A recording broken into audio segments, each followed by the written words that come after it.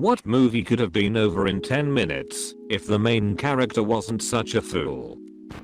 Don't swim to the drop-off, Nemo. Okay dad. Credits. Now would just lead to a different kind of film, where an angsty child rebels in a different way, paints himself black with squid ink, acts depressed and listens to bands like My Nautical Romance and Fall Out Boy. I present to you, Nemo the Emo. Finding Emo. When I was a young fish, my father took me into the reef to see a coelacanth. He said, "Son, when you grow up, would you be the savior of the dolphins, the barnacles, and the clams?" That was the most predictable reaction for a kid his age though. Molin shouldn't have put him down in front of his new friends and been so rude about his fin. That should have been a private conversation. Exactly. Nemo was always going to swim off because Molin was overprotective for his entire life, and putting him down when he wasn't otherwise going to swim out was the final straw. Conversely, Molin was always going to do that because he lost his wife and kids to the barracuda and wanted to protect his only remaining son. What I'm saying is free will doesn't exist. Close bracket. But seriously, this question sometimes misses the fact that characters' actions, though sometimes stupid, may be consistent with who the characters are. I just want to thank you for bringing up that last part. So many times I read, not hear or anything, that stories or characters are ruined by poor writing, when it's legit just as you said, characters being themselves. If Mr. and Mrs. Bueller were anything like my parents, the movie would have been called Ferris Bueller's Day at School. If they were anything like my parents, they would have called my bluff, taken me to the doctor's office, and found out, to my own surprise as well, that I had bronchitis. That's how they found a nasty cyst in me once. I was like, I feel lethargic and awful. I'll tell mom my stomach feels churning and gross. Which was unusual. I always missed school for puking, and not just pain.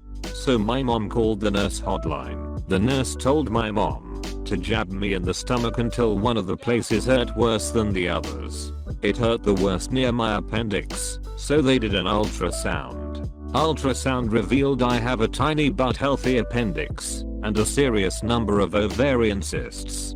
So now I don't second guess the is this sick? Do I feel sick? Feeling. If my body is saying bad news bears, when I wake up, a lot of the time it's right. Edit, if you're coming in here just a pity party about how you can't tell the difference between real sick and just uncomfortable, and I'm somehow lucky for being able to do the basic skill of is this feeling new or not new? This isn't the comment to do it on. I get nauseated in the morning. I have paranoia when I don't take my antipsychotic. I'm just like you. Stop. This past New Year's I didn't have any days off left, so I decided to call in sick so I could party for 9. Sick days are paid if I get a doctor's note. Woke up New Year's Day hungover as all hell, worse than I have ever been. I'm talking body feels as feeble as a 12-year-old girl. Whatever. Go into the local urgent care to get a doctor's note. Described my current symptoms, feeling sweaty and weak. Turns out I had influenza B, got to miss the entire rest of the work week. Aladdin. If Jafar would have just paid Aladdin what he promised him instead of betraying him at the cave, he would have had the lamp and become King Be Mighty Powerful. Aladdin just wanted his money in return for the lamp. For real. It's not like Aladdin would have been able to do anything about Jafar using the lamp, right? But no, Jafar is the basest sort of villain. He's a lowly troll. He simply cannot resist an opportunity to screw someone over for his own sadistic amusement, even when it is directly counterproductive.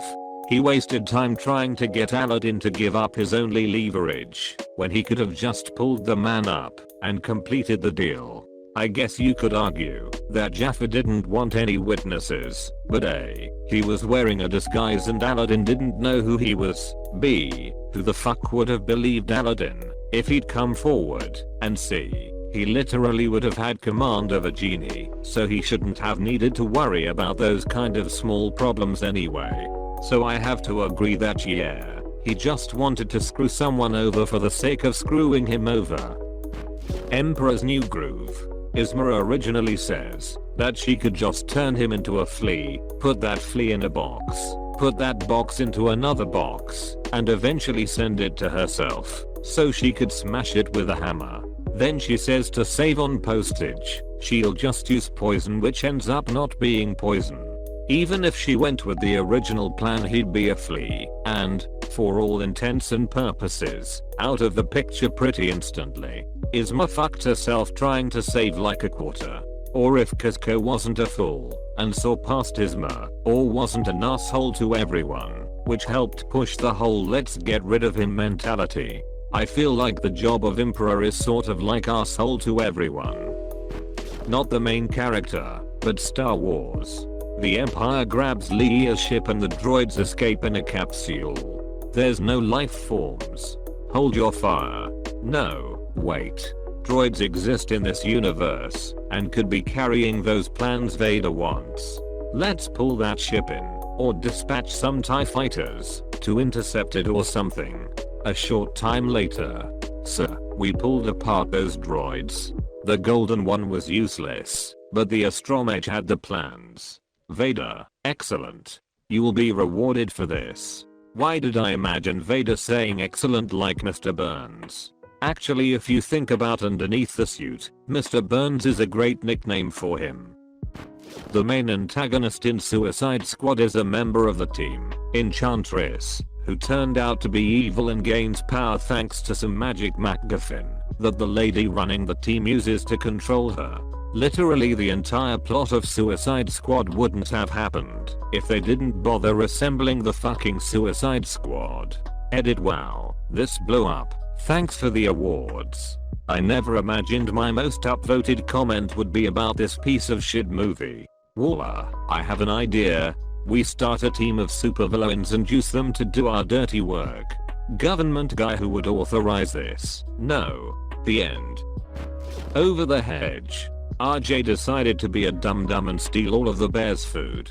Like, what did he think would happen even if he didn't accidentally wake him up? The bear would still have woken up a week later and probably would known it was RJ. Edit. Although I suppose, if RJ never stole the food, he would still be a con man and the forest animals likely would starve to death that year, so. Dang, I haven't heard someone reference Over the Hedge in years, lol.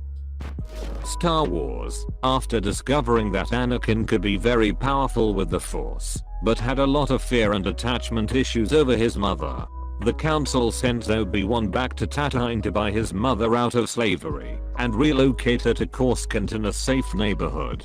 Anakin now knows that even without him in the picture, his mother will live a safe and happy life and can detach from her much more easily than leaving her alone on a savage world. And even if he isn't able to fully detach from her, he never has the impetus to slaughter the Sand People and kickstart his descent to the dark side. It's not a sure plan, but certainly one that would produce a version of Anakin who ends up resenting the Jedi just a little less. Maybe even enough to no slaughter younglings in the future. Frozen. The parents completely isolated Elsa from the world, leaving her with insecurity and anxiety. They also seemingly neglected Anna as her behavior was never in check, which is why she continuously butted her way into Elsa's space when she clearly needed some time alone to clear her head.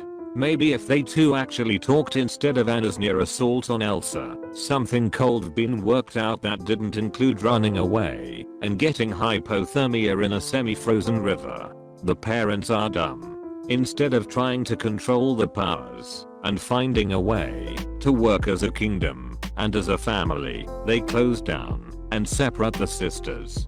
Neither of them seem to have friends. It's a miracle their social skills are still relatively sharp.